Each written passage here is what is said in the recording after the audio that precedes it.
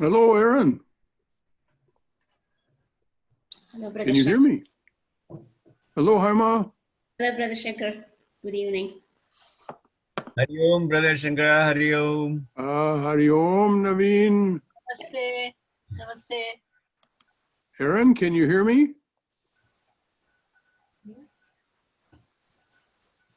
Apparently he's got himself muted.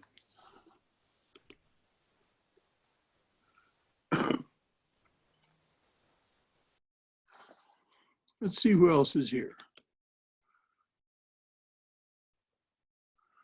We have Brahmadas. Hello, Brother Shankara. Hello there. How are you? Had better days. Oh, I'm sorry to hear it. Maybe this will cheer you up. Maybe. I need this.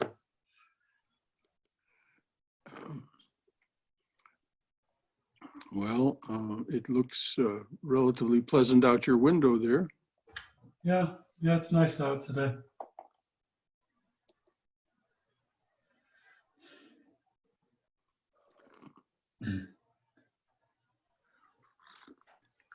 Carrie was upset because she did not get accepted into the Juilliard, and so she smashed her cell phone, which cost me several hundreds of dollars. She did what again? She smashed her cell phone. Oh my. She didn't get accepted at Juilliard. My. Yeah. That's a surprise.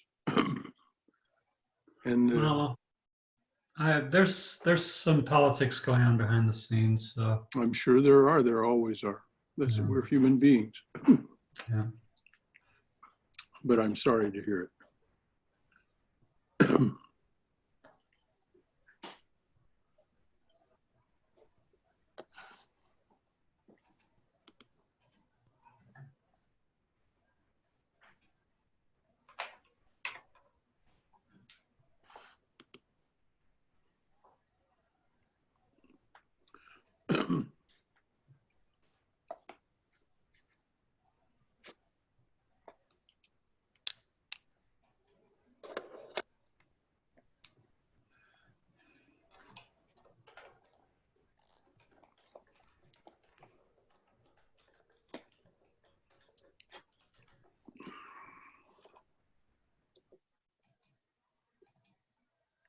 We'll wait till just a couple of minutes after 8 to see if anybody else joins us.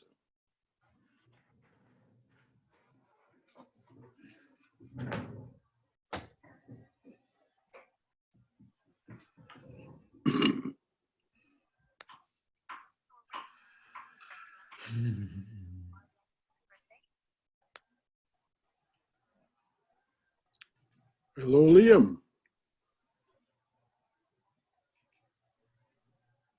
Hello. I believe there's someone named Ashley going to join us this evening also. I haven't seen her yet, but she may be joining us a bit late or something. She's a couple of hours west of us, I think.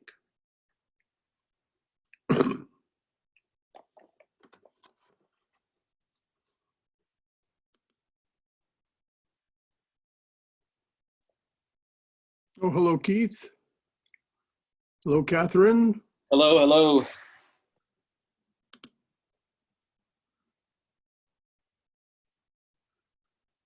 Was that voice, there's Cindy Craven. Was that Aaron Shippey that said hello, hello? No, that was Keith. Oh, hello, Keith. All right, well,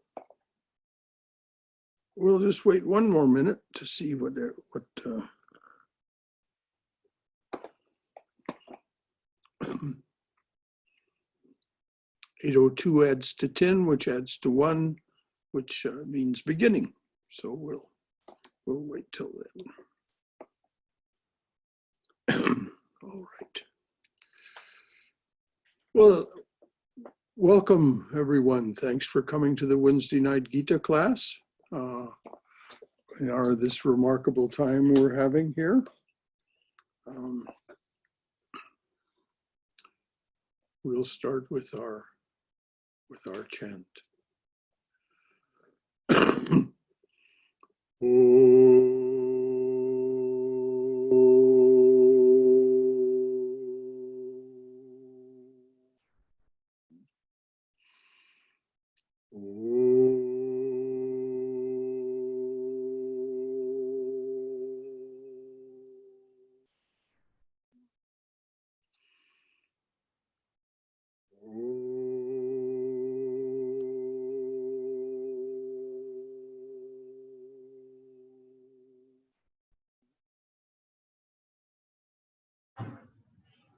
Om Sahana Bhavatu Sahano Bhunaktu Sahaviryam Karavavahai Tejasvina Vaditamastu Mavidvishavahai.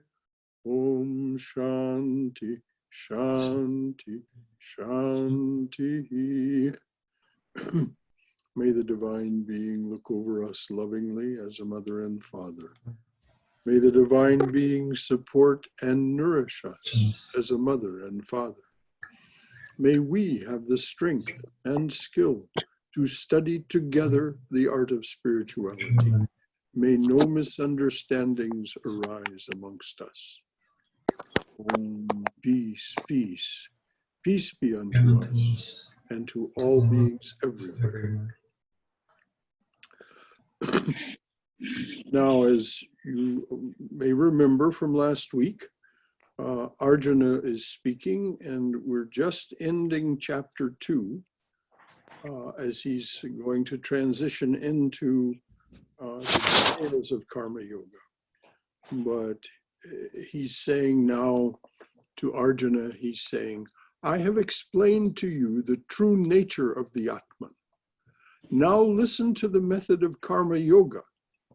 If you can understand and follow it, you will be able to break the chains of desire which bind you to your actions. Now, this is such a tremendous statement. If you can understand and follow Karma Yoga, you will be able to break the chains of desire which bind you to your actions. In this yoga, even the abortive attempt is not wasted. As I remarked last week, in Vedic Karma Kanda, the rituals and hymns of the Karma Kanda of the Vedas, if you don't do something correctly, sometimes you can get you won't get the result, or it can produce what Krishna refers to as a contrary result, just exactly the opposite of what you'd hoped for. So he says, in this yoga, even the abortive attempt is not wasted, nor can it produce a contrary result. Even a little practice of this yoga will save you from the terrible wheel of rebirth and death. Krishna's first really stupendous promise of the Gita. Even a little practice of this yoga will save you from the terrible wheel of rebirth and death. And then he begins his description of what is meant by Karma Yoga. In this yoga, the will is directed singly toward the ideal, toward one ideal. In this yoga, the will is directed singly toward one ideal. In other words, we're not dividing our attention. When a man lacks this discrimination, his will wanders in all directions after innumerable aims. This is what happens to most of us in the world. We are distracted by this, attracted by that, repelled by this. And so our will is constantly being frittered away, so to speak, by our wandering in all directions after innumerable aims. Those who lack discrimination may quote the letter of the scripture, but they are really denying its inner truth. They are full of worldly desires and hungry for the rewards of heaven.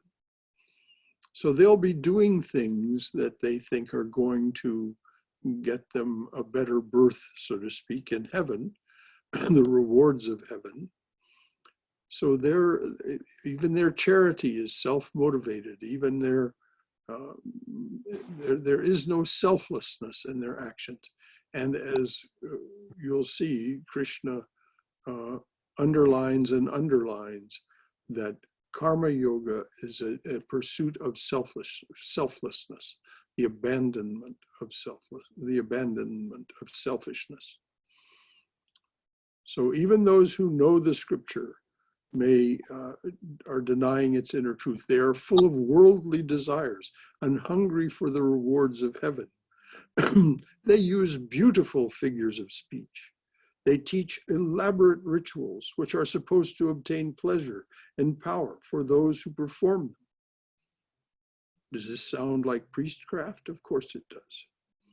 They teach elaborate rituals which are supposed to obtain pleasure and power for those who perform them. But actually, they understand nothing except the law of karma that chains men to rebirth. The law of karma means if you do this, as ye sow, so shall ye reap.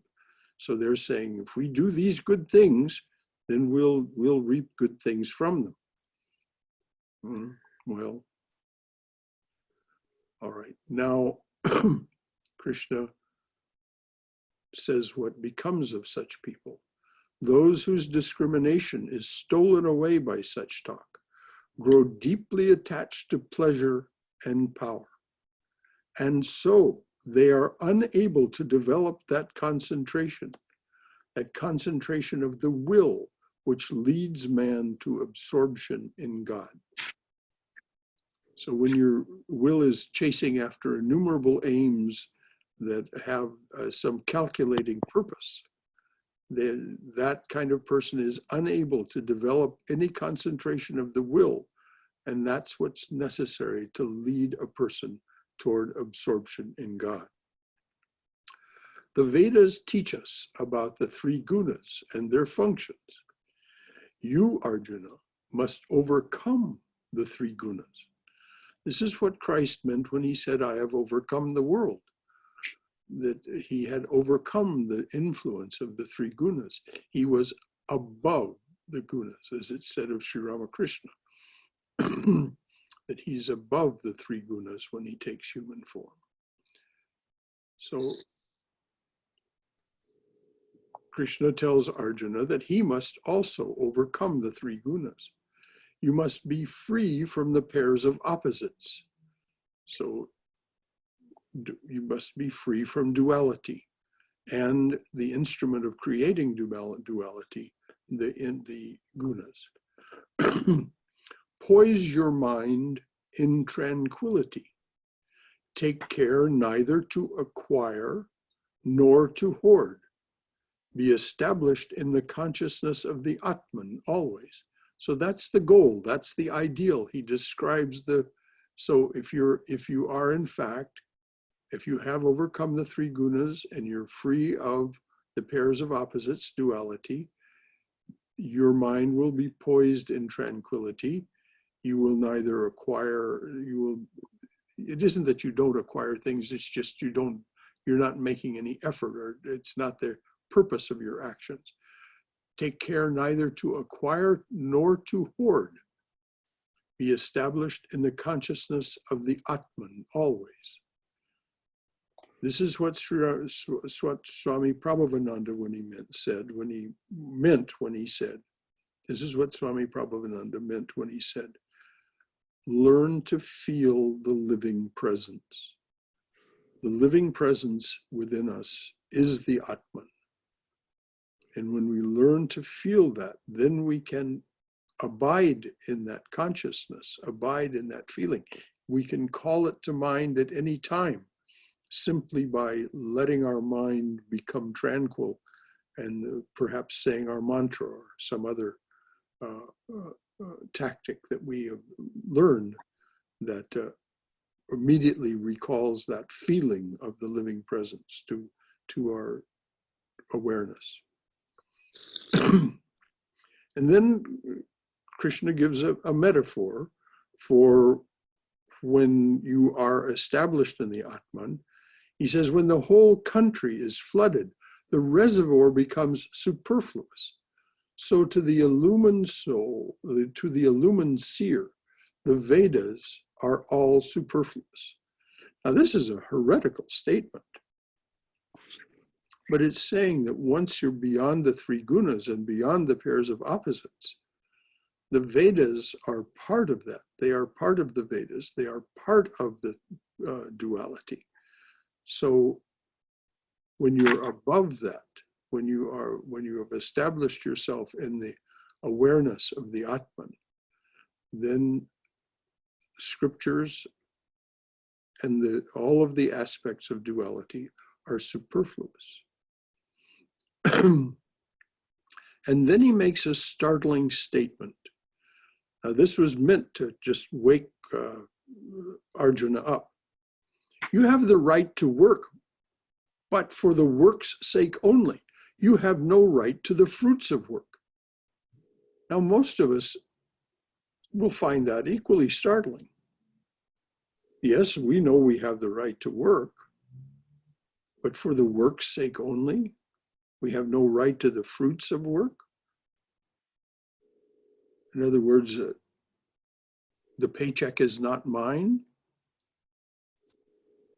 Swami Prabhavananda had a disciple, a woman, this was in the 40s, because of the situation that was present then. She had gotten a better job than she had before and was making more money. And so she said to the Swami one time in a question and answer session, she said, Swami, I'm making more money now. Should I have a bank account? And the Swami said, yes, yes, have plenty bank account.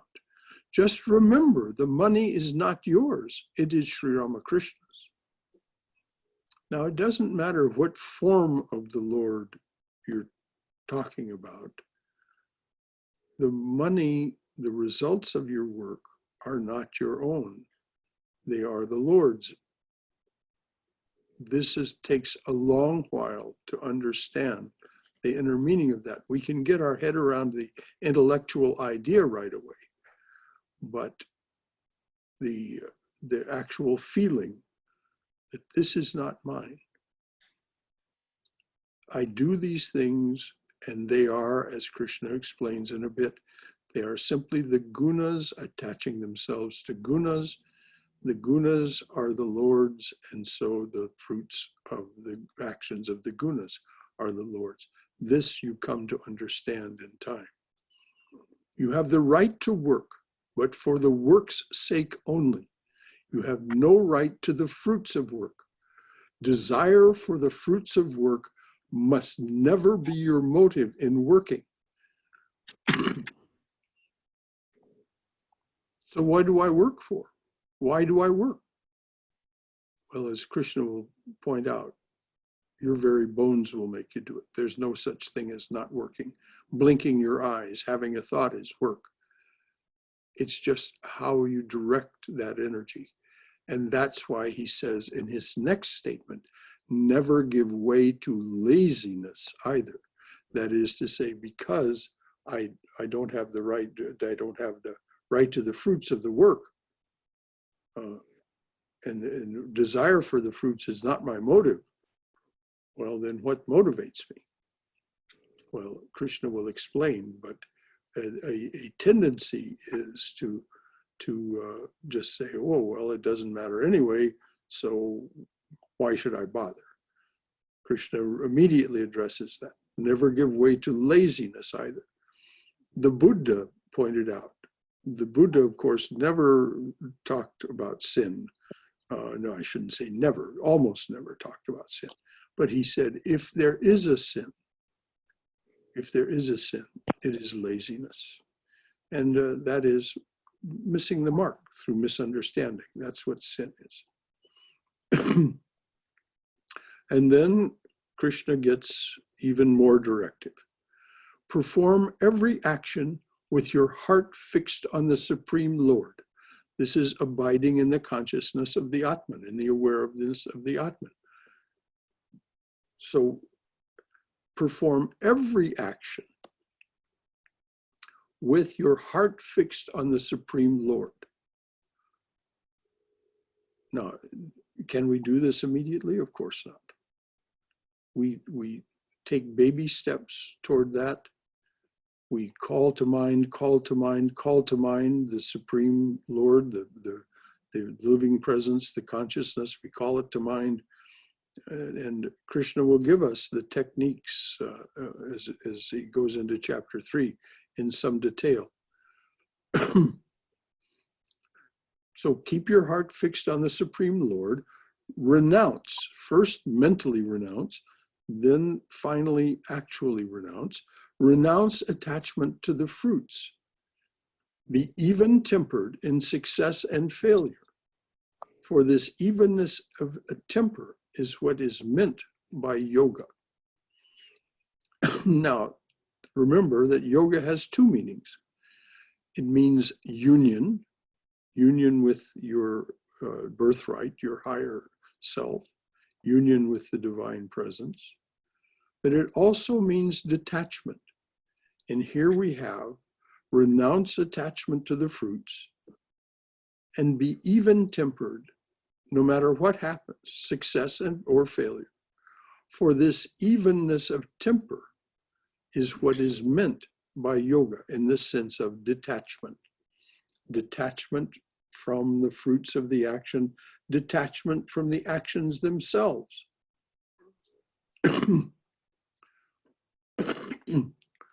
Work done with anxiety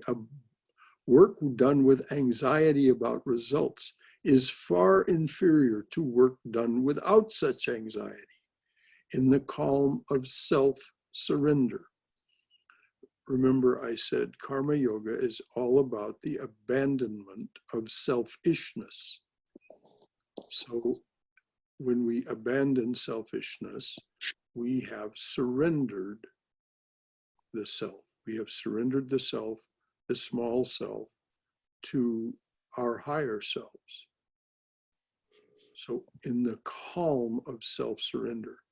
Now, this word will come up over and over and over. And by that, I mean what word? Calm. Calm.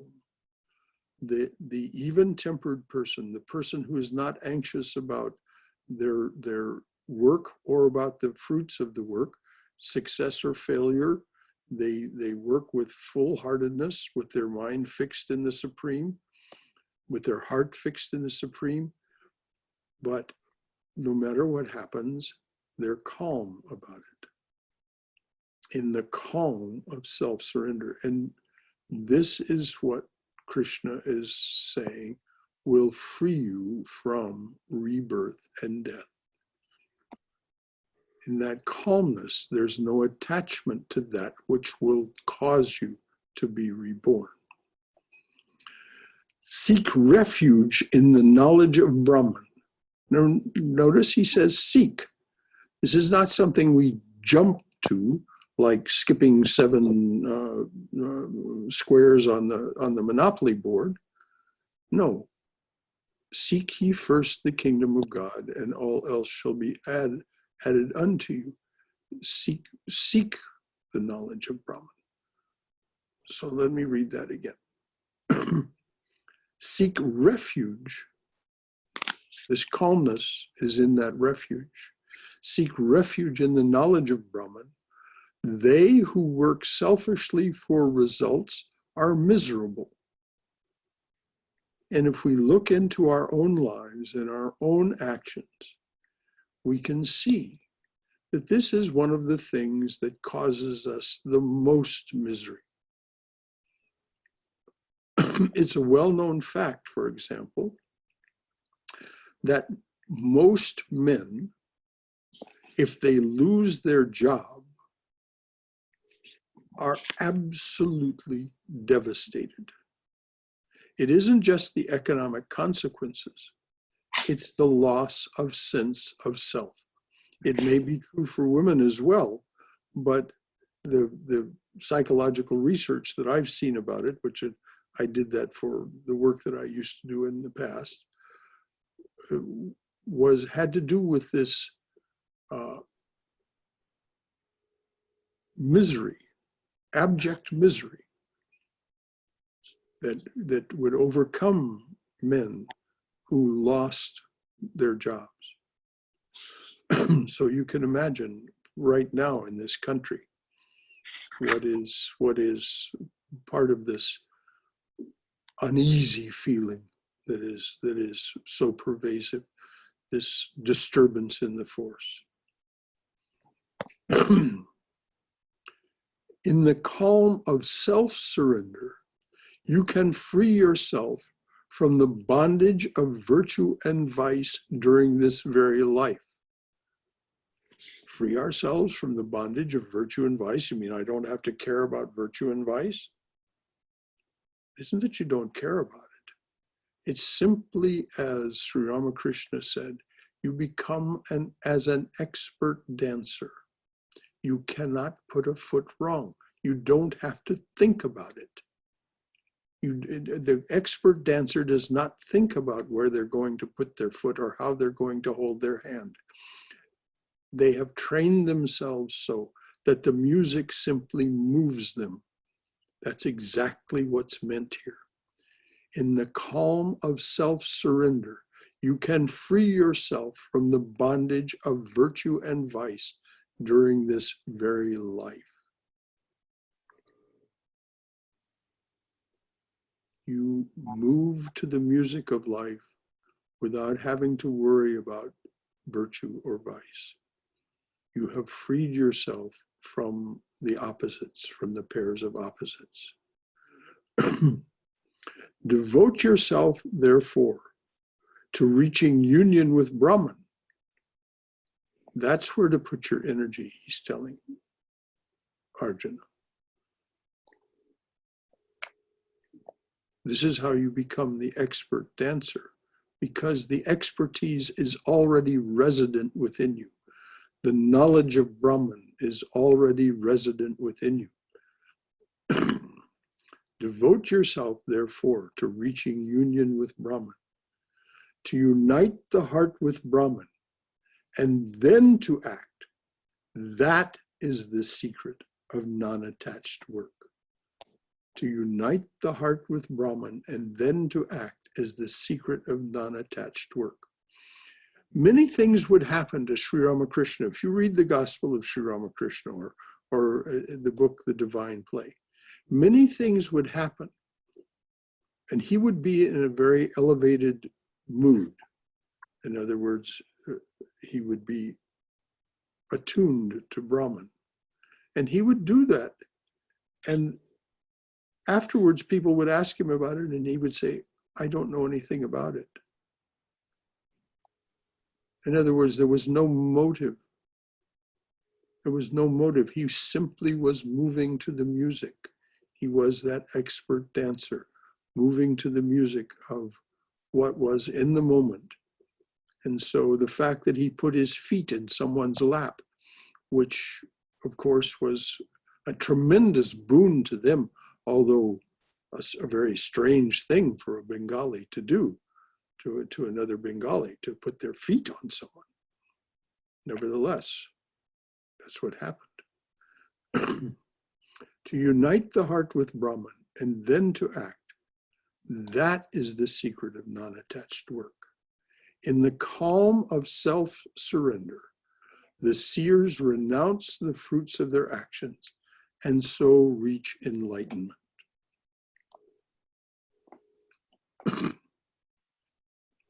They are free from the bondage of rebirth and pass to that state which is beyond all evil.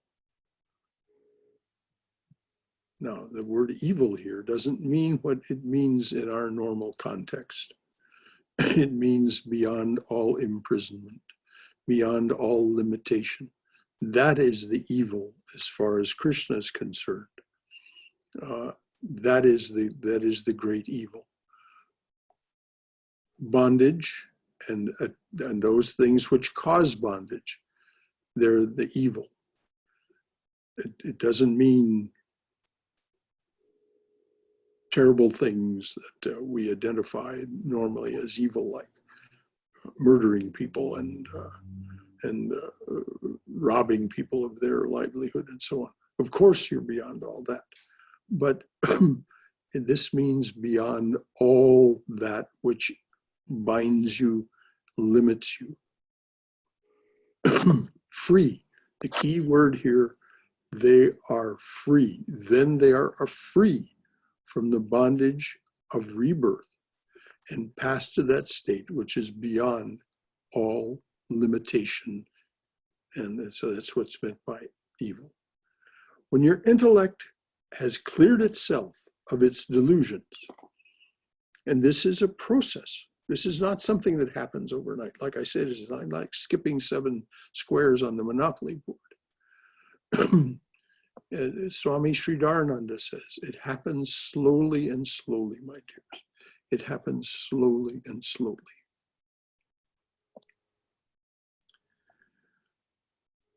When your intellect has cleared itself of its delusions, you will become indifferent to the results of all action, present or future.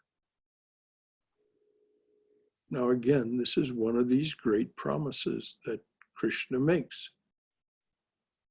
If you'll do the work to clear your mind of its delusion, then you will become indifferent. Imagine the calm of not being trapped by concern, anxiety, fear, doubt about the results of all action, present or future. When your intellect has cleared itself of its delusions, you will become indifferent to the results of all actions, present or future. At present, your intellect is bewildered. And don't we all understand so deeply what's meant by that word? Bewildered. We feel bewildered. We feel bewildered by what's going on around us right now. At present, your intellect is bewildered by conflicting interpretations of the scriptures. When it can rest steady and undistracted in contemplation of the Atman, then you will reach union with the Atman. So what Krishna is referring to here is Arjuna, just in chapter 1, Arjuna was giving us this long story of how he was bewildered by, is this the right thing to do? Is that the right thing to do? The scriptures say this, the scriptures say that. What? So this is why Krishna says this. But we can identify with Arjuna.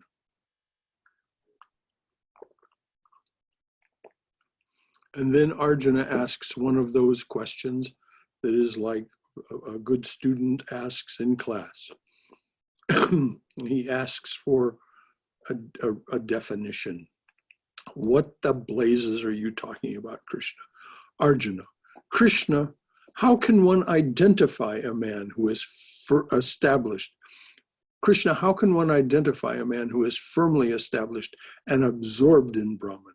In what manner does an illumined soul speak? How does he sit? How does he walk? In other words, how does he behave? What are the questions? This is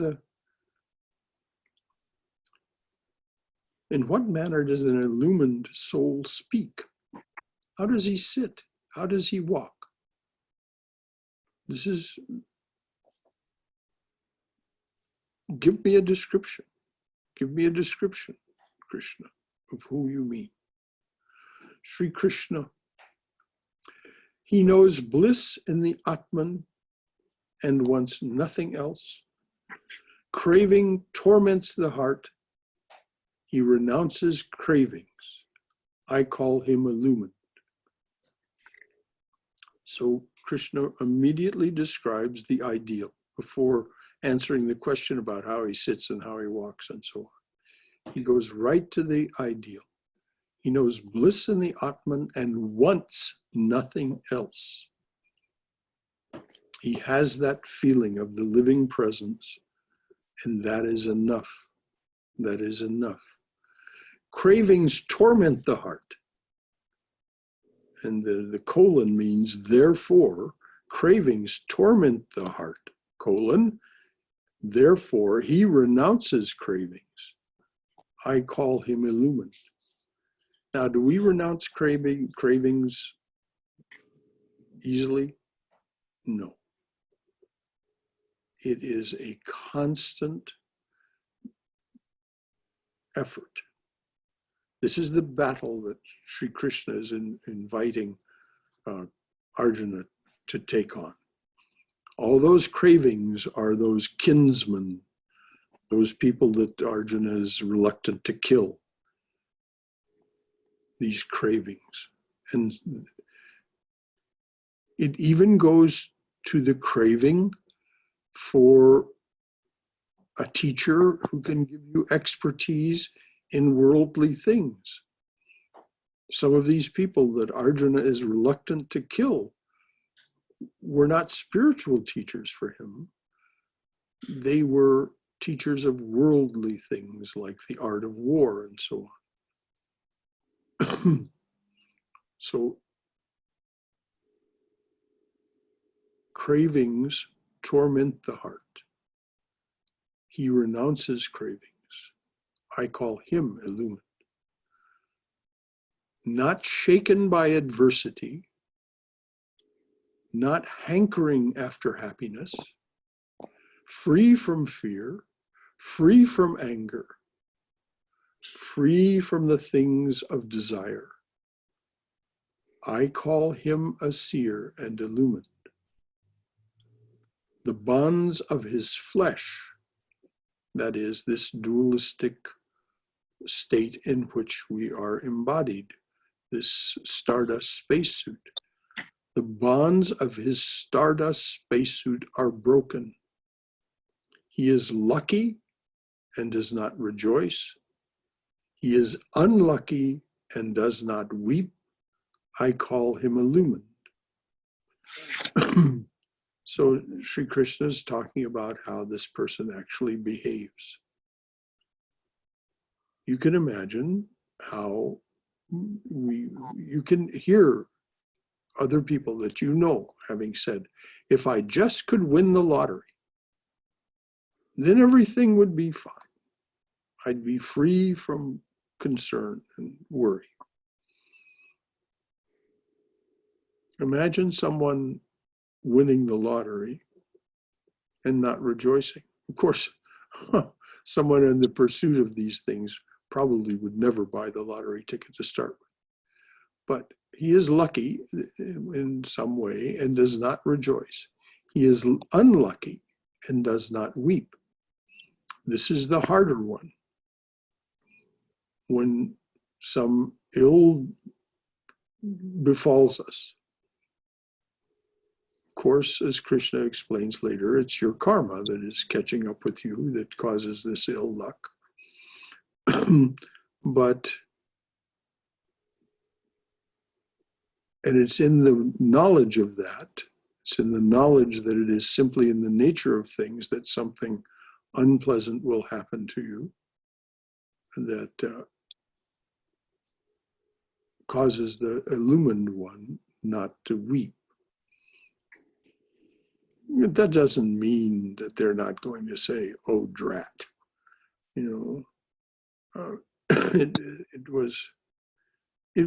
Swami Prabhavananda smoked for years before he finally became convinced it was the wrong thing to do and stopped.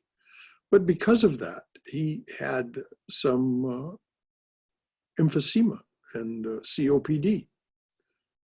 And it didn't please him. It annoyed him. He was an illumined soul, but he didn't weep about it. He just accepted, oh, I did that. And this is what happened as a result. Didn't like it, but there it is. And so once again, Krishna resorts to a metaphor. The tortoise can draw in his legs. The seer can draw in his senses. Now, if we think about a big turtle, if you've ever been around a big turtle, they can pull everything into their shell and be virtually impregnable. They're just, nothing can affect them. So the tortoise can draw in his legs. The seer can draw in his senses. I call him illumined. Now, this withdrawing of the senses is in Patanjali's Yoga Sutra. It's called pratyahara. And it is a practice that you learn. You learn to withdraw from the influences of the senses. First from the outer, from the fact of the contact of the sense organs, the sense receptors with the vibrational reality that is around us. Then over time, you learn to withdraw from the sense impressions that are left, and you actually learn to ignore until they go to sleep. It's called yoga nidra. The messages received from the sense organs. There's the sense receptors on the outside, the sense organs inside. So the tortoise can draw in his legs. The seer can draw in his senses. I call him illumined. Again, part of the process. The abstinent run away from what they desire, but carry their desires with them. When a man enters reality, he leaves his desires behind him. And as you practice concentration, contemplation, concentration, and meditation, you'll know exactly what Krishna means here. The abstinent run away from what they desire. That is to say, you're practicing outward renunciation. You don't participate in the things that you used to participate in that stirred up desire, but carry their desires with them. So when you start to practice contemplation, concentration, and meditation, up they pop. Oh, do they pop up again and again, again and again, again and again. So tiresome. When a man enters reality, he leaves his desires behind him. Now, that reality here has a capital R, and by that he means when you abide in the awareness of the Atman, you have left behind that mind in which all of those desires are resident, and as long as they are given the slightest attention, will continue to pop up. When a man enters reality, he leaves his desires behind him. Can this happen to each of us? Yes. It's called Savikalpa Samadhi. Each of us can attain that state. It has to do with our practice, doing our spiritual practices enough to where our heart is purified. And blessed are the pure in heart, for they shall see God. And that is to say, enter the reality. And then all of those things seem trivial. All of those things, even when you return to your ordinary awareness, those things may arise, but they don't hold your attention for long. And this is why Krishna remarks what he remarks next. Even a mind that knows the path can be dragged from the path. The senses are so unruly. So there's the acknowledgement. So should we ever be dismayed by this or beat ourselves up about it? Absolutely not. Even a mind that knows the path can be dragged from the path. The senses are so unruly. But he controls the senses and recollects the mind and fixes it on me. So when that happens, you get dragged from the path, but you control the senses and recollects the mind. This is this practice of contemplation, concentration, and meditation. You put the divine presence at the center of your attention. That's what he means by, and fixes it on me. I call him illumined. So your illumination isn't something that happens all at once. Your illumination grows just like your knowledge of anything else that you study. It grows and grows. Where does it grow from? It grows from within. It's already there. It's already resident within us. And so what we're doing is we're dispelling the delusions that mask it. These desires, cravings, unruly sense dramas. Now Krishna says a formula that needs to be, if not memorized, at least grasped and firmly held by each of us. Because this is, he just tells us, what happens if you give way to this being dragged from the path. Thinking about sense objects will attach you to sense objects. Grow attached and you become addicted. Thwart your addiction, it turns to anger. Be angry and you confuse your mind. Confuse your mind, you forget the lesson of experience. Forget experience, you lose discrimination, and you miss life's only purpose. So I'm going to read that again. And like I say, it isn't that you need to commit this to memory word for word, but certainly we should each who are pursuing this path commit this syllogism, this process. This is what happens to us when we allow ourselves to be distracted and attracted to sense objects.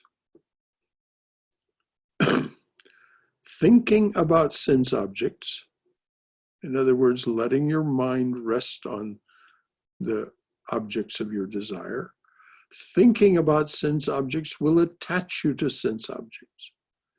Grow attached and you become addicted.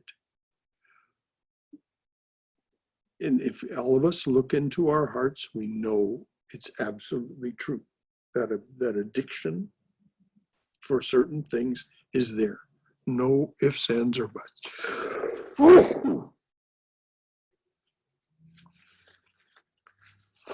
And how can we tell that's true? Thwart your addiction. In other words, refuse to cooperate with your attachment. Thwart your addiction, it turns to anger. Almost every time we become angry, we're angry really with ourselves. We may blame it on someone else, but no siree. We're angry with ourselves for who we are and what we're doing. Thwart your addiction, it turns to anger. Be angry and you confuse your mind. Confuse your mind and you forget the lesson of experience. And we all know how that happens when we become angry. We'll say things that are totally inappropriate. We'll do things that are completely counterproductive. Confuse your mind and you forget the lesson of experience. forget experience, you lose discrimination, and you miss life's only purpose. This is the immersion. So when we get dragged from the path by the unruly senses, as soon as we can, we need to recollect our mind. This is the purpose of daily spiritual practice, to allow us to recollect our mind. And then Sri Krishna continues to answer Arjuna's question. When he has no lust, no hatred, a man walks safely among the things of lust and hatred.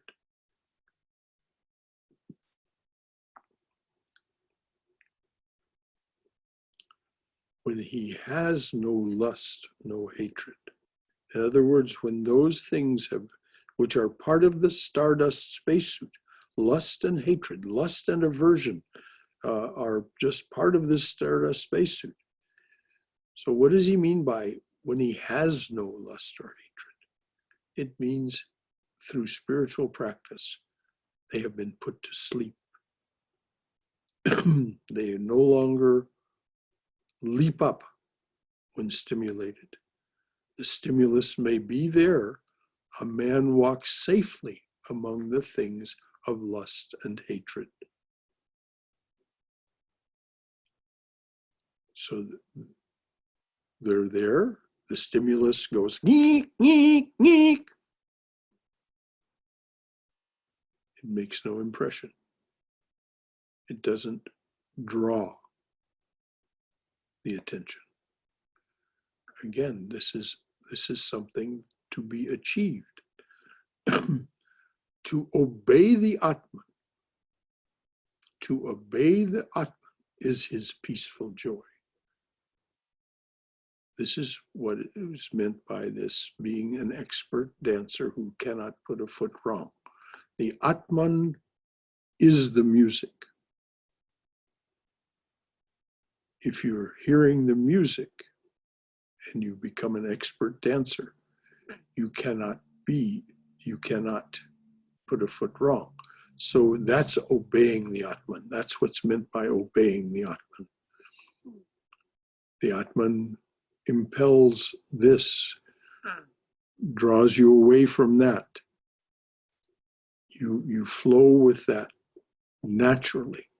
To obey the Atman is his peaceful joy. Sorrow melts. Sorrow melts into that clear peace. Sorrow melts into that clear peace. His quiet mind is soon established in peace.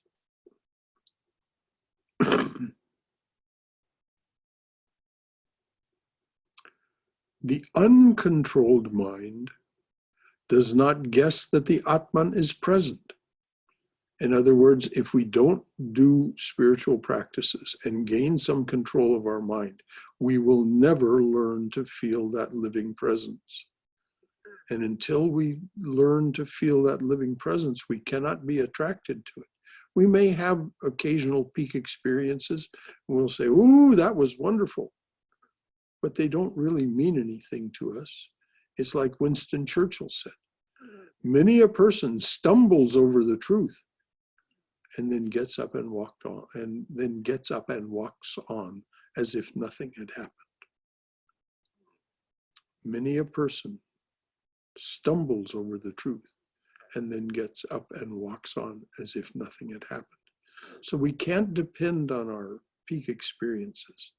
We have to learn to control our mind through the practice. In this case, Krishna's about to go into in the third chapter, which we're getting to, the description of how to practice karma yoga in detail.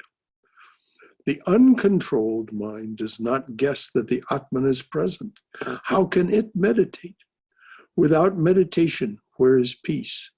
Without peace, where is happiness?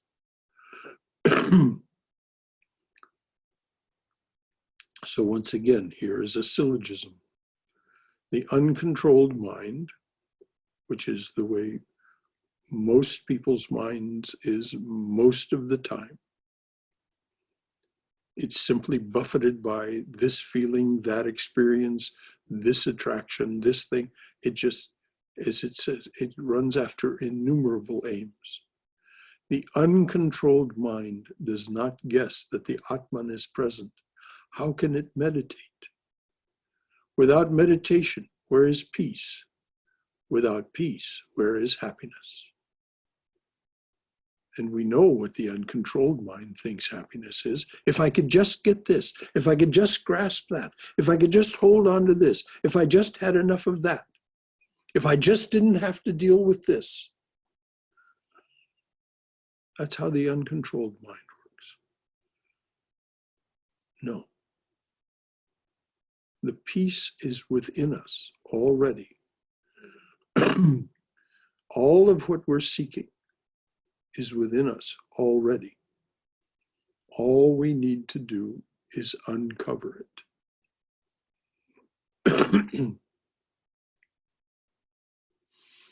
The wind, and once again, Krishna makes mention of the fact that this is not easy, okay?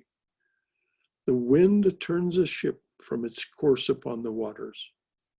The wandering winds of the senses cast a man's mind adrift and turn his better judgment from its course.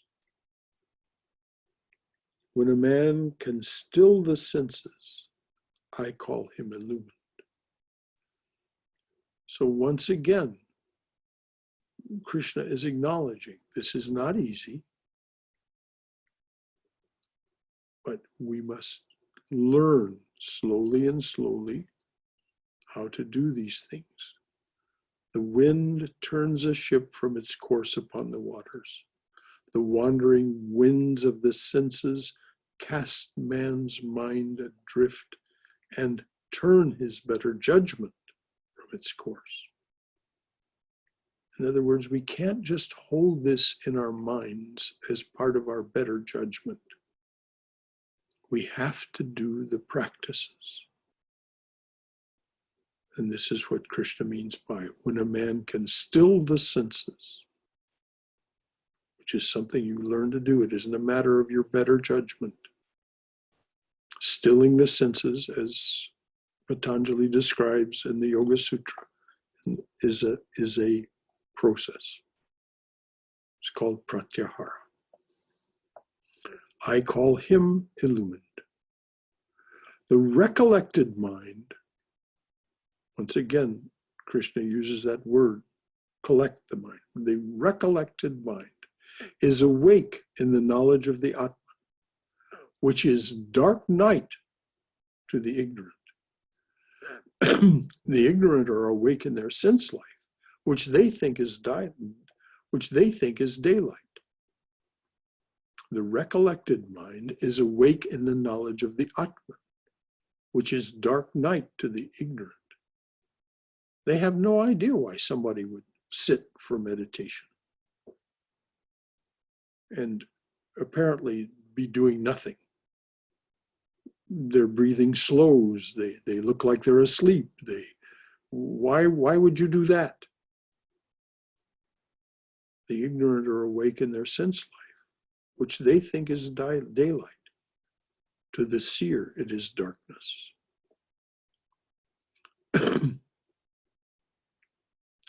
And then once again, notice how Krishna keeps going back and forth between acknowledging the difficulty of this and then saying what happens if you do achieve it. Water flows continually into the ocean, but the ocean is never disturbed.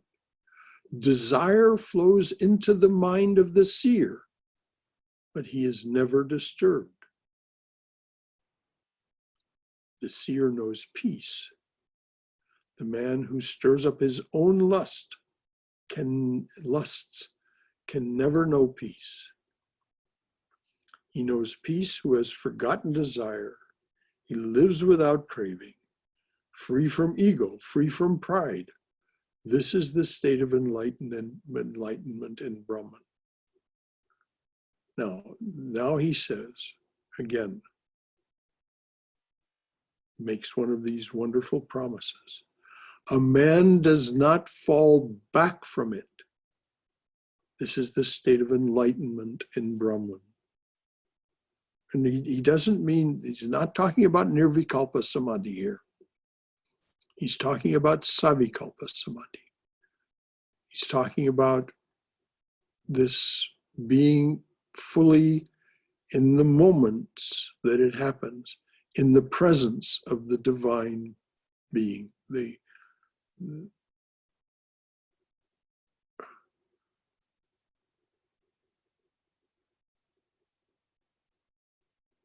Nothing else exists in those moments. This is the state of enlightenment in Brahman. A man does not fall back from it into delusion. Even at the moment of death, he is alive in that enlightenment. Brahman and he are one. And this is what Christ meant when he said, I and my Father are one. And this is what he meant when he said about those who follow him, I am the vine, ye are the branches. In other words, you are one with me.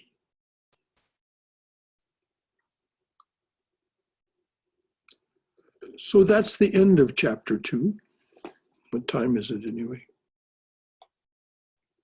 Okay, pretty good timing. It's 8:59. So we'll take up chapter 3 next week. There are a good group of you here. You've heard a lot. Is there anything that you'd like to ask or any comment you'd like to make? Please, this is the part where we study together the art of spirituality. Let's hear from you. What is it that you have heard that stirs something in you? It stirs a question in you. It stirs a conviction in you. Let's hear about it. Namaste, Anyone? brother. Yes, Shailesh. Namaste. Could you please Namaste. read those last few lines again? Okay, hang on. Okay, I'll start from here. Water flows continually into the ocean, but the ocean is never disturbed. Desire flows into the mind of the seer, but he is never disturbed. In other words, desire doesn't go away. If you walk among the things of lust and hatred, it isn't that you don't see them. The seer knows peace, but his mind is never disturbed by that. Desire flows into the mind of the seer, but he is never disturbed. The seer knows peace. The man who stirs up his own lusts can never know peace. He knows peace who has forgotten desire. He lives without craving, free from ego, free from pride. This is the state of enlightenment in Brahman.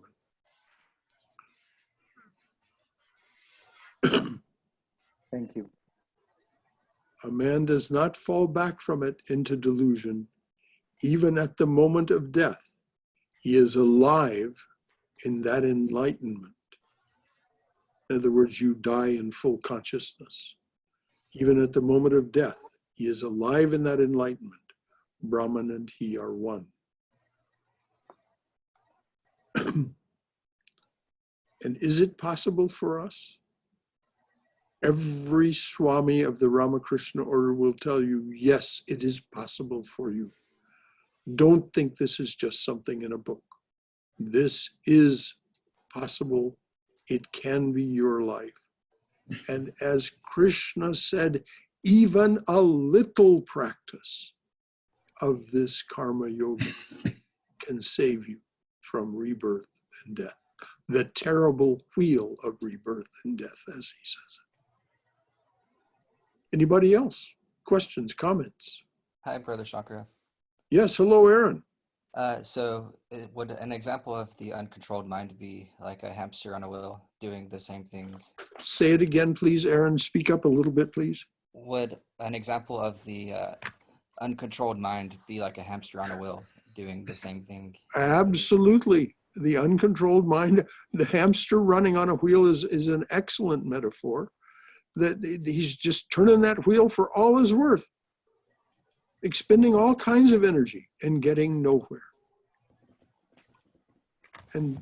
But that's what we do lifetime after lifetime. That's what we have done lifetime after lifetime.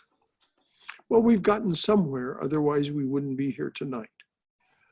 But we can make much more rapid progress if we step off the hamster wheel and on to the razor's edge of spiritual practice. Is an example of being on the hamster wheel like seeking the fruits of our labor, as Krishna has discussed in this chapter, instead of doing work for God, but doing work only for the fruits of our labor? Would that be an example? Sure. As long as we think we're doing it for ourselves, we'll never be satisfied. The minute we begin to understand, really deeply understand, that this is something that is doing itself, I am witnessing it. And so I have no attachment to it. I am the witness self. I am the Atman. So being on the hamster wheel is definitely that, seeking, thinking that what we're doing is for ourselves.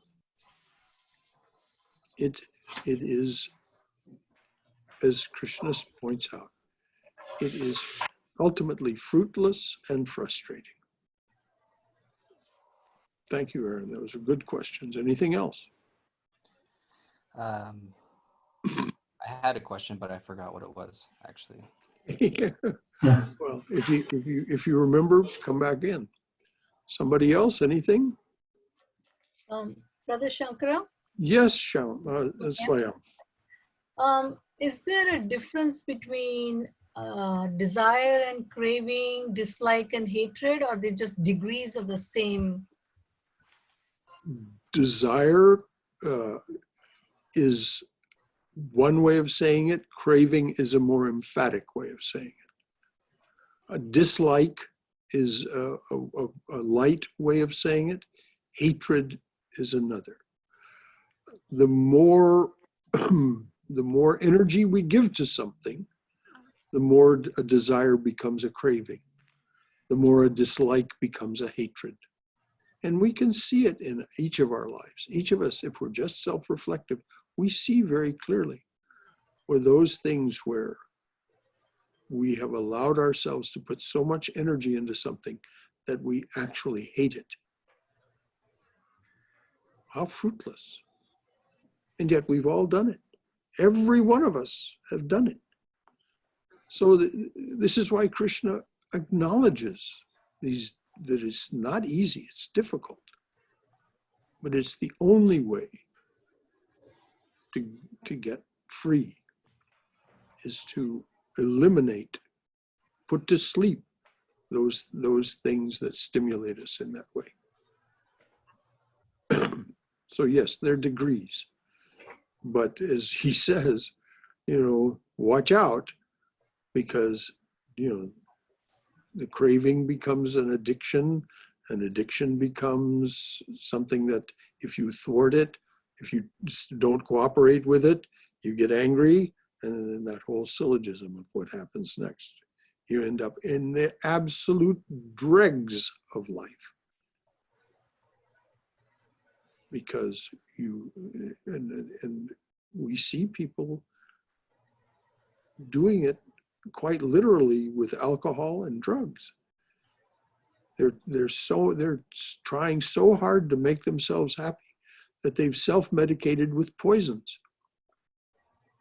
And so they end up in the absolute depths of life, ultimately sometimes killing themselves. That's what they say in AA. This is your choice. Stop or die.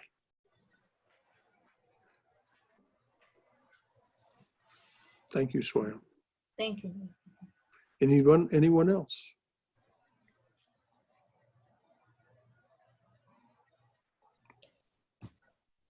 Is it possible that we often fail or see our failures because we were attached to the idea of like material gain from our work? Well, we don't see our failures because we're not being sufficiently introspective. Yes, by directing our attention elsewhere, that's why we don't see have a clarity about our actions. It's only when we stop and we begin to make a practice of stopping and being reflective, contemplating what? Contemplating the truths we've been told. and then beginning to concentrate on them and ultimately meditating on them. But as long as we just allow our attention to be diverted into continuing to think that what we're doing is for our own good, and if I could just do this, if I could just make this happen, it's only when we become quiet and begin to control our outward tending nature that we see clearly. And if you want a very good explanation of just how to go about it step by step, there's a beautiful, beautiful exposition of it in Swami Prabhavananda's translation and commentary on Patanjali's Yoga Sutras. It's called How to Know God, and it is a real workbook. And he explains very clearly why it is we start with the yamas and niyamas, so that the yamas, the restraints, are a way to do away with our adversarial relationship with the world. And then if we've done away with the adversarial relationship with the world, or we're doing away with it through practicing of the yamas, then we look toward, well, what do I replace this with? As Patanjali says, we replace the lower with the higher. And so then there's a very clear description of what to do, the niyamas, the observances. So those things replace, slowly and slowly, they replace the selfishness of our ordinary previous life with the unselfishness and spiritual centeredness of the niyamas. And then, of course, it goes on from there into the other practices. Good question. I think it's funny because often insecurities are more or less a result of our attachment. All of our problems, all without exception, all of our problems are a result of some form of attachment or aversion, without exception. All our fears and doubts come from our attachments and our aversions. As Father Thomas Keating said in the couple of months before he died, he made this remark: if you truly trust in God, you don't have a care in the world. If you truly trust in God, you don't have a care in the world. Truly trusting in God means whatever happens, it's God doing it. So you don't have to care about it. You can be indifferent. You don't have a care in the world. It doesn't mean indifferent to other people's suffering. It doesn't mean indifference even to your own suffering. You can love yourself. You must love yourself. But this is why it's called the razor's edge. What is the difference between self-love and self-indulgence? And we can only learn that through this practice of contemplation, concentration, and meditation. So that we begin to discriminate between what is real and what is illusion. Illusion being defined as that which comes and goes and really is not of any great significance. Anybody else? I was having a thought early on when you were reading about, okay, I made a note. Being free from the terrible wheel of death and rebirth, and also free in this life. Mm-hmm. And for those who aren't really sure about reincarnation, Mm-hmm. whether that is a thing or if it is a thing like is taught in this tradition. Mm-hmm.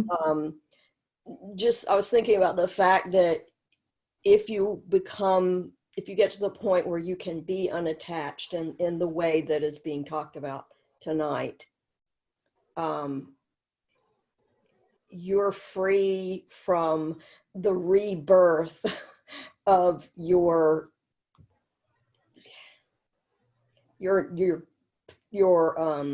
thoughts that are dragging you down. You're suffering. Kind Yes. of a metaphor. But also, when a person becomes unattached in that way, so they're unattached to the things going on, to the fruits of their work, all that, but they're compassionate toward other people, but they're not dragged around, that shifts the level of human attachment. I mean, not for that person. I mean, it shifts on a tiny, tiny level, the level of attachment that human beings as a big thing, as a species, have. Does it make any sense? Probably not. Yes. And Sri Ramakrishna said, when people would ask him about rebirth and all that, reincarnation, he would say, don't worry about that. Just worry about what's going on with you right now. Make your mind calm. Then you understand everything. Draw near to God, and all these questions resolve themselves.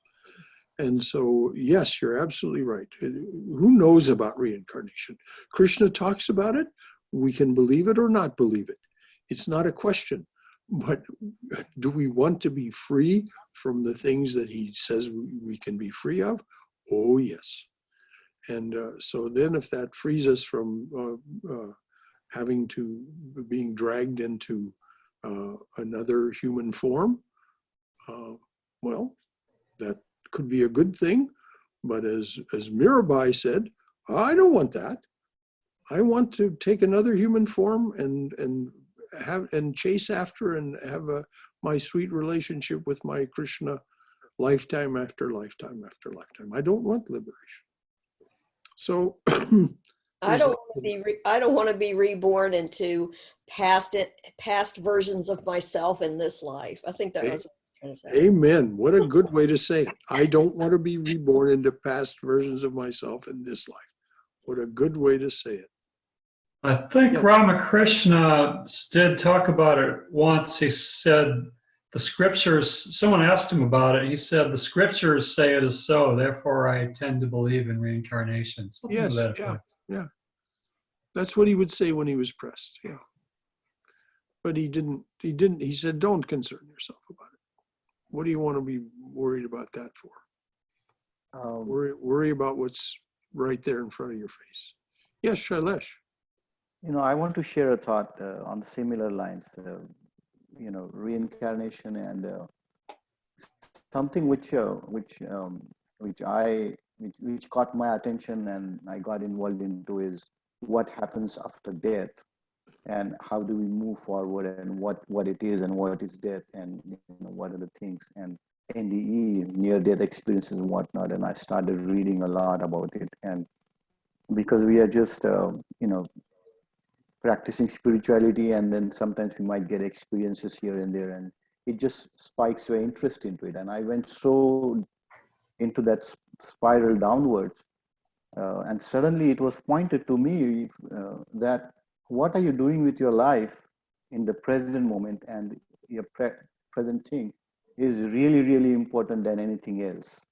And like you said, brother, Ramakrishna, Thakur, he said that what is happening right now is more important than reincarnation or anything else. Yes, When it past has lives, future lives, he said, why concern yourself about it? And you're absolutely right, Shailesh. Whatever it is that within you that pointed that out to you was dead on the money. It's like the Sermon on the Mount when Christ says not to worry about the clothes you wear or the food you will eat. It's, Yes. I guess, similar to that. Yes, exactly. Thank you both, Shailesh, Aaron. Thank you. Anyone else?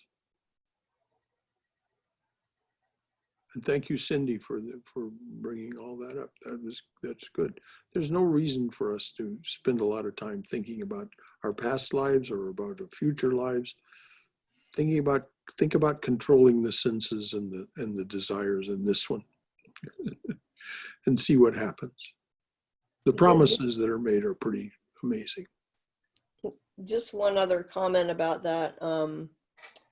It seems to me that thinking a lot about, with the limitations of my brain, thinking a lot about past lives and future lives is definitely a way to be attached to, oh, what's going to happen to me, or what happened to me before.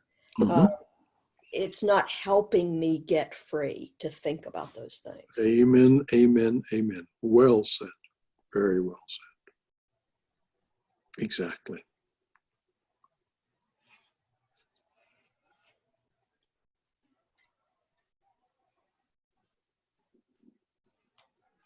Okay, so next week we'll start with chapter 3, which is Krishna's very detailed instructions on how to practice karma yoga.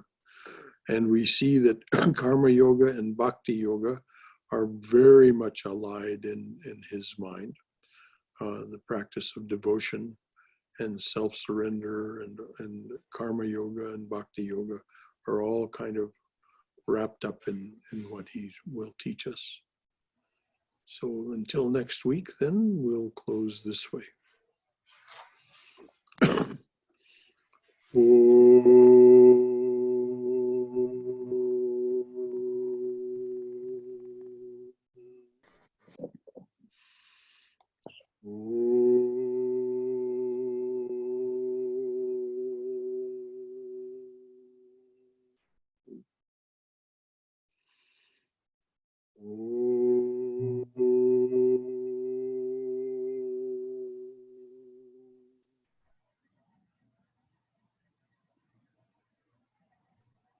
Oh, dearly beloved, a flower at your feet for each one who comes to your open door. A flower at your feet for each one who stands by your open door and says, come to me, offering to break this world's chain that binds us down to suffering and death. A flower at your feet for each one who takes the path that you have struck through this, your jungle world. Om, Amen. Shanti, Shanti, Shanti. Peace, peace, peace be unto us all and all beings everywhere. Hari Om Tat Sat. Good night, everyone. Thank you, Brother Good Shankar. night. Thank you, brother. And that, brother. Good night, good night. Thank you. Until Saturday, if you choose to join the Saturday class at 11, or this, then that's on Swami Prabhavananda's book, Realizing God, which is a collection of his lectures from 1930s to 1970s. And then on Sunday, we'll talk about stopping the world, which is another name for Turiya or Samadhi. Stopping the world and the journey to Ishtlan, the journey to enlightenment, the journey to Savikalpa Samadhi, as taught by Don Juan Matus. So that's what's up next. By the way, Swami Yogeshananda, you'll see this in the newsletter that comes out this week, but Swami Yogeshananda was invited to use the Zoom technology to offer us the Sunday, Easter Sunday talk, Easter Sunday discourse. And he very sweetly and politely said he couldn't do it, that he just physically, and even he, in his self-deprecating way, said mentally, he's just no longer up to it. So it was very sweet to get the message from him about how much he cares about this place, and but that he can no longer be of service in that way. You'll see the message to him and then his reply in this week's newsletter. So good night, everyone. Good Good night, night, Brother. Good night, brother. Good night. everybody. Namaste. Nice.